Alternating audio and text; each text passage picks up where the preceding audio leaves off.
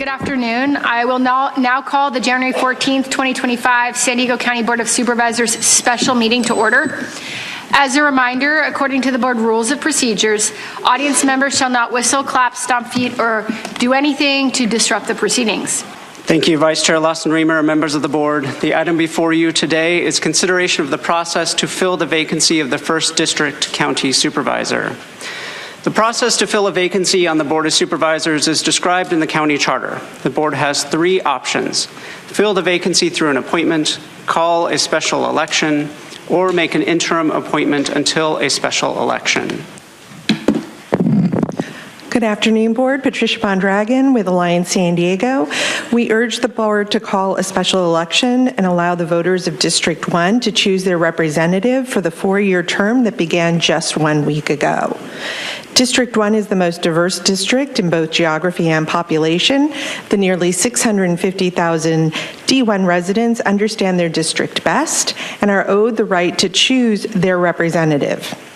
Having 4 supervisors who do not live in district decide the next supervisor goes against the very principles of democracy. Voting is a human right and a fundamental part of a healthy democracy. We cannot put a price tag on democracy or the people's right to enfranchisement. Providing voters with the opportunity to exercise their human right to vote is good governance. We urge this board to exercise good governance and call for a special election, as you did in 2023 for the D1 vacancy, which was the right decision. We urge you to make the right decision today. Thank you. Hello, my name is Marco Espinoza. I'm just here representing myself as a constituent. This is only my 2nd time ever actually doing something of this forum, so I apologize, I am a little nervous. I am a born and raised San Diegan. Spent my entire life in District 1, from Chula Vista, currently live in Otay Mesa West, Nestor. Registered voter, did vote for Nora Vargas. Per the options, I don't like option 1. I do like option 2. Option 3, I would consider it, but I was asked the board what between now and when someone could be appointed by special election, not by appointment. What faces the board, what comes before you. Clearly, as there's already, as I understand, been 2 votes and it's been a 2-2, so it's a tie break. Who do the people trust of District 1 to allow you to decide on where measures go? So that's my concern about the appointment and, for option 3. I apologize. I think I'm drawing a blank, but my time has soon come to an end now. Thank you very much for your time, and I look forward to seeing how the process plays out. Thank you. Thank you. Next speaker, please. Good afternoon, supervisors. My name is Donier Meganson. I am a community organizer with the San Diego Organizing Project, and I am going to be speaking on behalf of the San Diego Organizing Project and also as a resident of District 1. So on behalf of the San Diego Organizing Project, we would like to see a special election because this gives the people of District 1 the control of who they want to see in that seat. And this is also the truest and the fairest form of democracy. And so we're hoping that you can keep this very powerful decision in the hands of the most capable voters and the people who will be the residents who are living there, and giving them the voice and the power that they deserve to make that decision. And we thank you for that. Thank you. Hola, buenos días. Hello, good morning. Mi nombre es Elizabeth Sánchez. And my name is Elizabeth Sanchez. Soy miembro del proyecto organizador de San Diego. And I am a member of the project, the organization project of San Diego. Como residente del Distrito 1, And I'm a resident of District 1. es nuestro derecho que nosotros elijamos a nuestro representante. It is a right that we need to choose who our representative should be. Es nuestra decisión por medio de nuestro voto. And it is our decision through our vote. La comunidad debe decidir quién nos represente. And it is the community who needs to decide who will represent us. Y no es correcto que otros decidan por nosotros. And it is not correct that others decide for us. Gracias. And thank you. Robert, hope that's satisfactory. So I'm from Chula Vista. I am a member of District 1. There's a lot of different concepts behind appointing people to having us appoint our elected representative, right, by election. You know, seeing that you guys can't agree on much, I don't see you guys agreeing on someone to do an appointment, let alone pick the right person to represent my city, Chula Vista. There's some officials, mayors, other people who are already claiming they're running in this race, which hasn't even been decided yet. You know, it's very unprofessional of them to not allow you guys to make your decision on what's going to happen with voting or appointment, right? So it's very disrespectful to us that they're already jumping the gun on you guys and trying to play the people for the piece of work they are. John McCann's one of them, you know, but he's not saying he's going to run in that sense. He said he would be interested. There's other people that are already probably collecting campaign money for Act Blue, right? There's a lot of conflict of interest with Act Blue and people running off of the government position to run fundraisers to fund their own parties right now, in case you're not aware of it. I'm running out of time. I think it was too short with the time limit. Good afternoon, board members. My name is the Admiral. I served in the Navy, and what I'm hearing the people say is they want a special election, and that's all I'm going to say. Thank you. My person uses the name Audra. We should have had more time. I do appreciate a minute and a half, but should be 2 minutes for such a thing like this, and it's only like 50 minutes you'd have to spend, and you guys aren't even, most of you, paying attention. So, and it's true that you guys can't, you know, pick something, like you can't even decide who could be chair. So you shouldn't be the ones determining and disenfranchising District 1 by installing somebody that you guys prefer, because the people should be represented by somebody who they want. And in fact, Nora Vargas should be the one fitting the bill, because there was already an election, they voted her in, and now people have to come and do this again. And, you know, the last time there was, when Monica was running, there were triplicate ballots sent out. So I don't think that you should be doing all vote by mail. That is how the votes get usurped, and a lot of fraud comes into play. And you can't just say, well, we're only going to count one ballot. Which ballot is that? One that somebody else filled out, or the one that the person filled out? And, you know, it should be a handwritten, hand-counted paper ballot. We shouldn't be using machines either, because there's also corruption in the machines through frogs in the back door. So I think if you guys really care about what the people think, then you should do what's best for the people and not be the ones determining who you're going to put in that seat. And I think you guys need to start thinking about working together more, as opposed to always, you know, it's like you don't have to agree on everything, but you can agree on some things. Thank you. Next speaker, please. Hi, Paul Bold. The person who will fill the District 1 seat will face two huge challenges: the big 1.6% or so budget deficit, and the TJ River Valley air and sewage. And the budget, by the way, you should have set up adequate reserves when I told you. There's also the issue of homelessness and growing criminal activity brought to us by the San Diego mayor, pushing them out to the rest of the county. Sunbreak Ranch proposal for a large congregate camp with job, medical, and psychological facilities right there would be great help. But whoever you appoint, and we do need someone until the election, not just another helpline, should not be beholden to any party line. I wonder if Nora's opponent, Alejandro Galicia, is still available. As a businessman, he should be able to address the deficit. Catherine Rhodes would also be a good choice. Party politics is what probably got you the deficit in the first place, and this is definitely a government we do not need. Also, deferring decisions until you have people from the right party.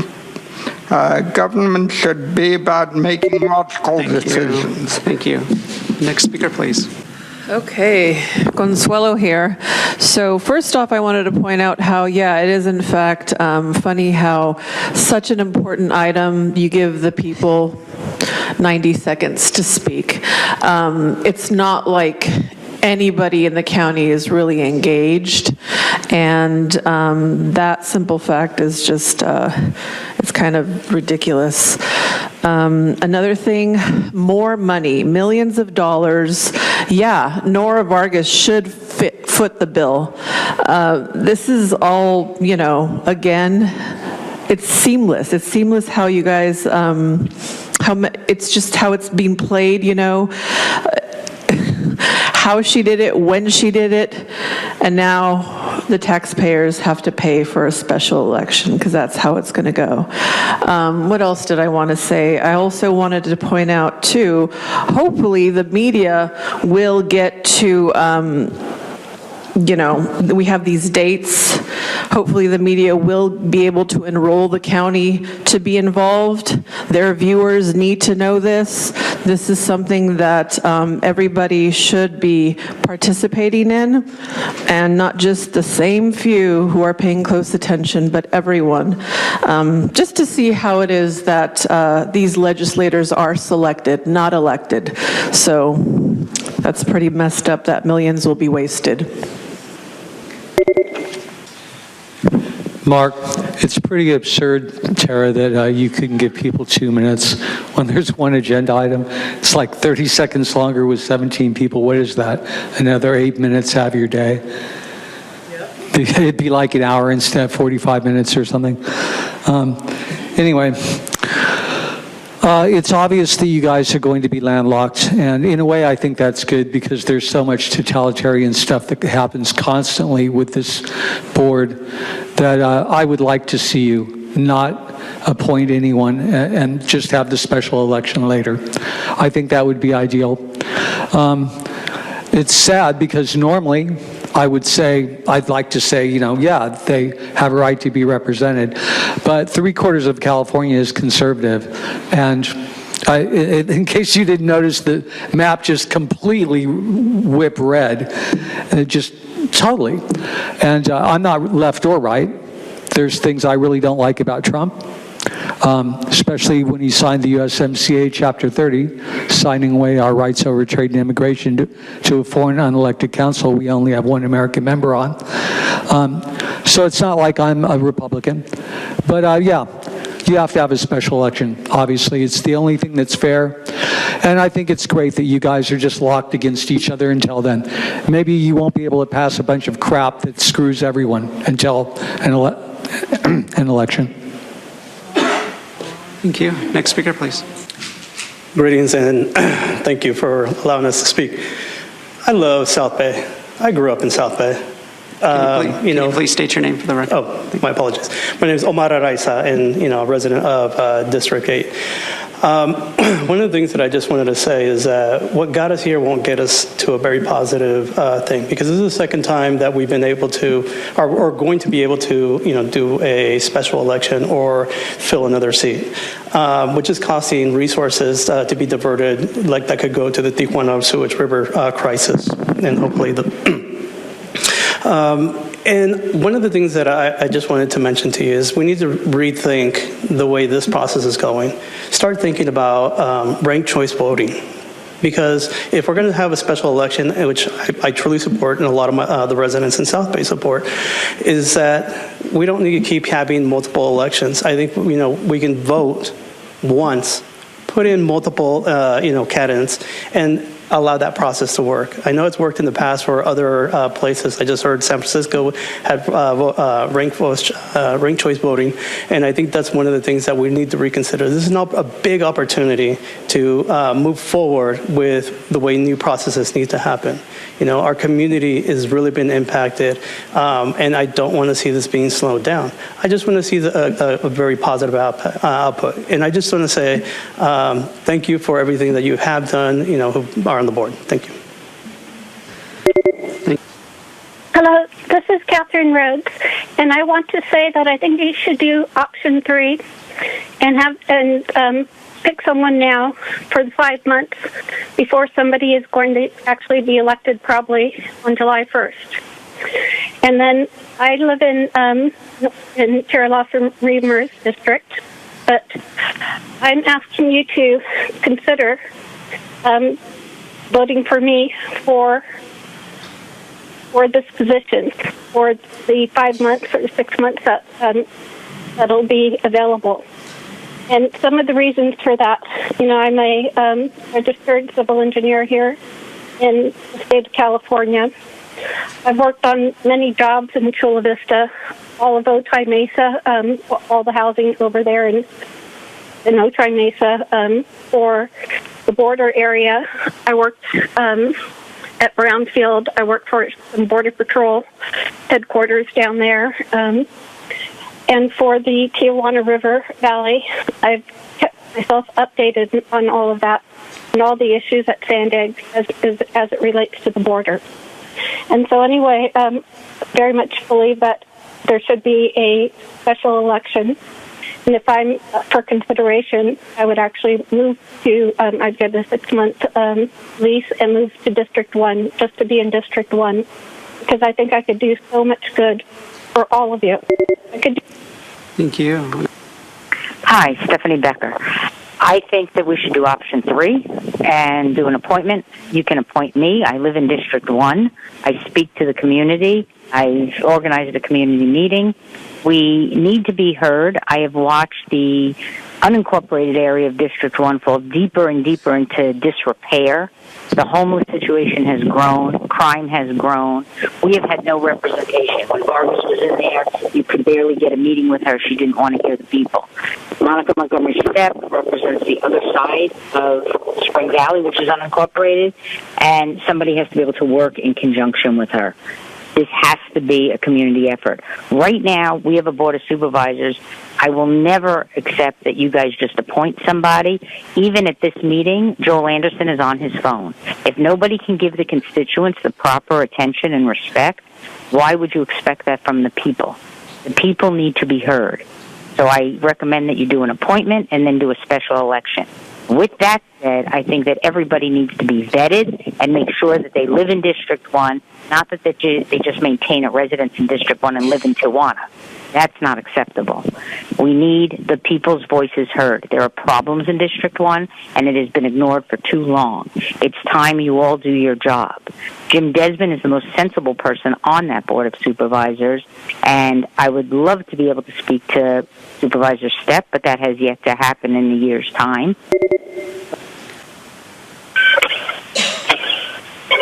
Gambler here. How you guys doing? I don't think it really matters. One way or another, we have an election. Hell, if we have an election at the poll site, Governor Newsom decided to make sure that no one could check IDs. Now, that ID rule was put in play way back when during redlining, but, we might as well keep it going on now because people could cheat off of it. The great thing is that I put in a PIR basically telling people how to commit voter fraud. That is on your website. May 23rd, the last time Monica went over there, I explained to people how to commit election fraud. So I definitely understand that people handling the homeless population, it fills out multiple ballots, and they are able to funnel a lot of the money through the county into them. And our Board of Supervisors, all 4 of them, have no problem funneling the money over to them as long as they could stay in office. That is why none of them want to take a look at the signatures. So I don't know what the answer is. I'm looking forward to in 4 days because I'm sure Trump is going to go ahead and look into the voter fraud, and everything I've been saying, and you guys have been blocking it, is going to come up to fruition. I'm praying. And if it doesn't, I'm going to run and use my retirement money that I have saved and put billboards telling people how to. Thank you. Now hear from the next caller. It's truth. 1 minute, 30 seconds. Tara the Tyrant just can't do a respectful 2 minutes, not even for a special election. Nora wanted to flee long ago, but she waited until after the election so Gleason wouldn't be handed the seat. Abandoning her constituents was selfish.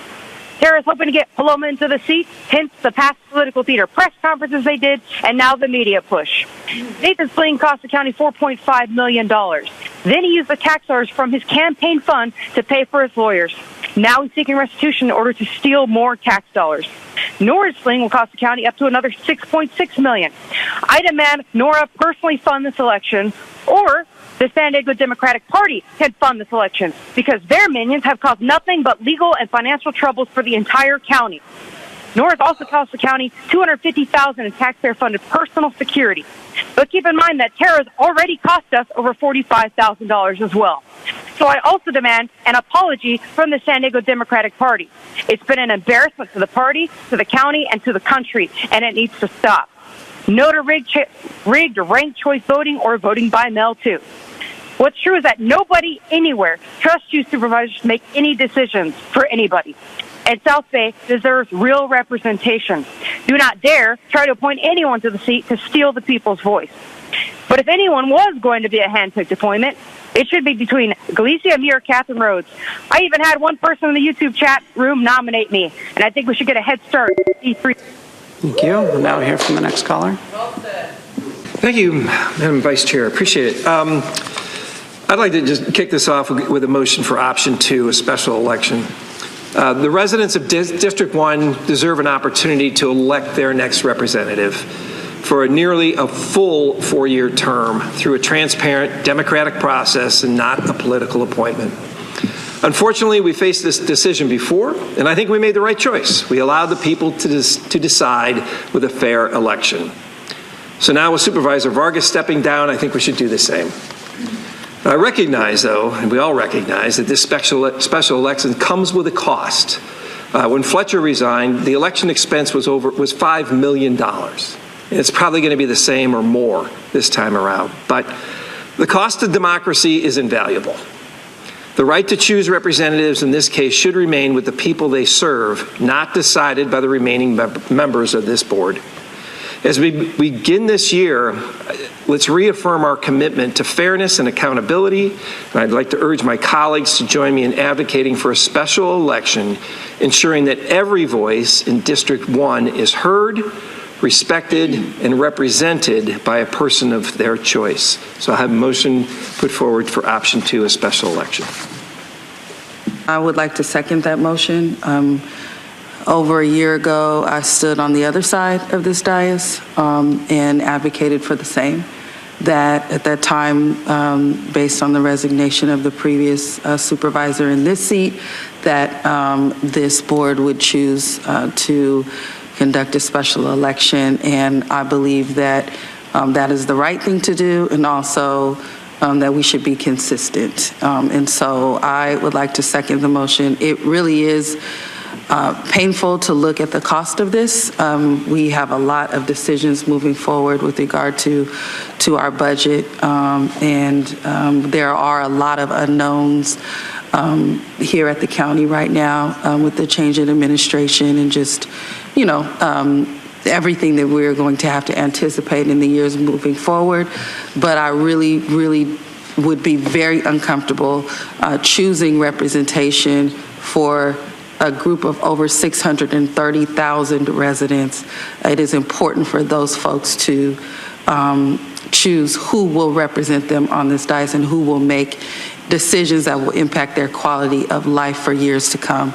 And so I would like to second the motion. Thank you very much. I just will take a moment to express my support for the motion on the floor. I agree. It is very unfortunate, the cost of this to our county, especially given our current fiscal environment.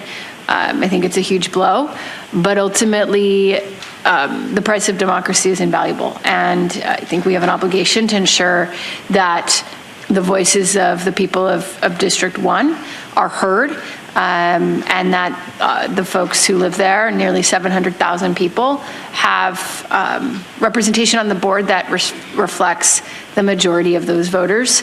And that's not something that we can do. So, I have full faith and confidence that over the next 6 months or so, as this process unfolds, we as a board will be able to come together and make tough decisions And I think that our county is going to be able to continue doing the important work to serve our community. I do trust and have faith in my fellow board members that we can do this work even when that seat is absent. So happy to support that as well. So Andrew, would you please call the vote? Oh, Supervisor Desmond, you're up again. Yeah, sorry, nothing's easy. Apparently, with option 2, there's two choices, option A and B. One is to conduct the election wholly by mail, exclusively by mail, or the option B is to utilize existing method of conducting elections that has both a vote center model and a mail model as well. I'd like to go with option B that has both options. As part of the motion. I concur with that as a second. With that, we have a motion and a second. Andrew, please call the roll. Vice Chair Lawson-Remer, that motion passes unanimously with all supervisors being present and voting aye.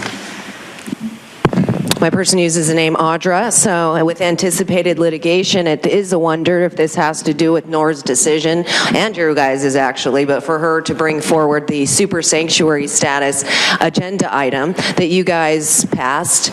And, it is sad to see that Claudia is our county representative for everything legal, and you're not even, informing the board that that decision is actually against the law, to aid and abet, and it's treason. So, I don't know if you should be fired because you're also telling people that what free speech is, and that, we can't just say certain things and we have to address. So, you're not really acting in the best interest of the county if you're not going to tell these individuals that they are facing federal charges. And even yourself. So why would you do that? Why would you not be honest with these people? Because, if Tom Coleman comes in here and the federal government does and gives you guys all a jail cell, like I was talking about, then you are negligent and you're not doing your job and saying that you are putting yourselves at risk right now. It's very disturbing because those are federal charges, like treason even. You guys take an oath. You took an oath and you're not even abiding by it.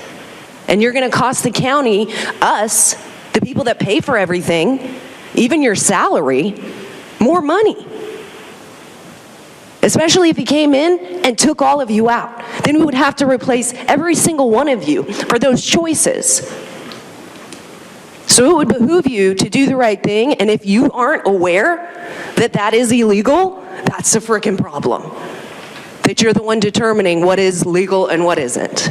So you should be fired for that reason. Mark, regarding litigation, 54956.9, and in fact, right now there's a Brown Act violation going on, and it's not a small one. This would be a good thing, a request to speak online, if it was an option besides what we have. Or if there was a digital option here at the meeting where people did not have to give an email address or a phone number. Unfortunately, without that, this being the only option, says coming soon. Coming soon means there will be no Brown Act anonymity. And the Brown Act specifically gives us anonymity. We don't have to use our name. We don't have to give our address. If you have to use an email or you have to call in on a phone number that's got your phone number, your anonymity is gone. This is a huge violation. Claudia, now that's obvious. You can see that, right? Are you going to say something, please? Because to have this is the only way to sign up gets rid of anonymity and intimidates the hell out of the public. And there's no way that's okay. Would you agree with that, Claudia? You can't even, this is common horse sense. I could ask an 8-year-old, they would know the answer. I could ask every other person alive. That's the reason the Brown Act has anonymity. So I have a huge problem with that. And I am glad you gave us 2 minutes to speak on this. It should never be any less. So many topics are incredibly important. And to have less than 2 minutes is, there's very little you could say about any important topic in less than 2 minutes. and make any valid points.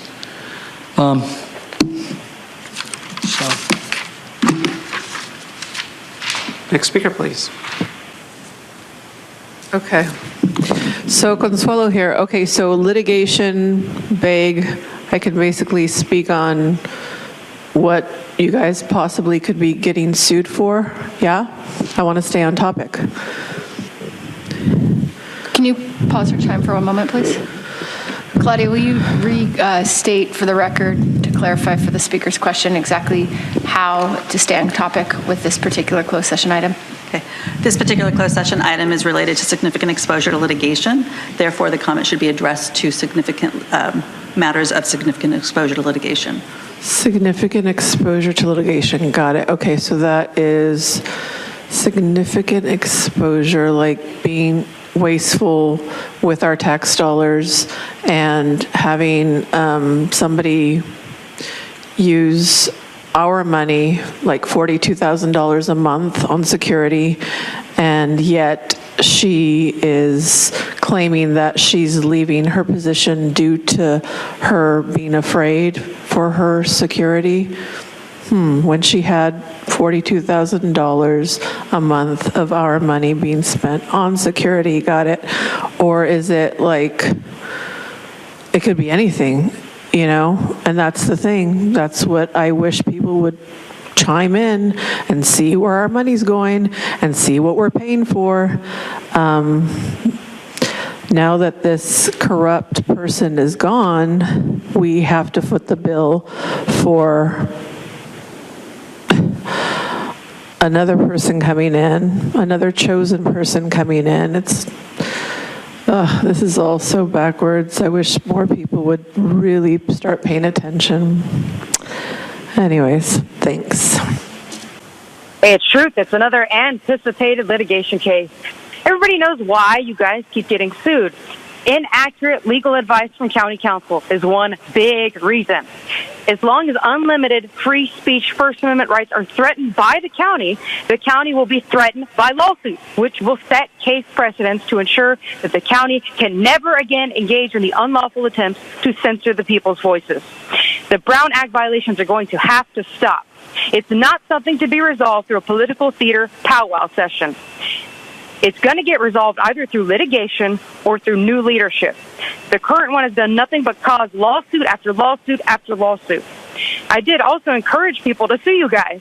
If Lori Saldana can get a $15,000 settlement from the city of San Diego, then many, many people could easily win a settlement from the county due to the unlawful censorship that's been going on and other various horrible misbehaviors. That is why I'm going to start advocating for an amendment to the state and national constitutions that specifically state that any litigation that arises due to the actions of a single person in public office will be paid for solely by that person. No more tax dollars going to pay for corrupt officials' illegal actions. That would be an effective means of deterring and stopping the unlawful words, behaviors, and actions of people like Sarah and Claudia. And another reason why the county could be facing another lawsuit. You supervisors tried to deplete the county's reserves with a multi-million-dollar pre-planned deal with UCSD. Good thing that failed. Otherwise, how else would the county be able to afford yet another special election? Or even the future third one coming later for Tara. And Andrew and Tara, make sure you're both listening this time. Neither Trump nor Homan are going to be the saviors of this county or the country. To believe something different is delusional. This litigation is not about that, and is never going to be about that. What would help stop litigation and heal this county? An apology from this entire board for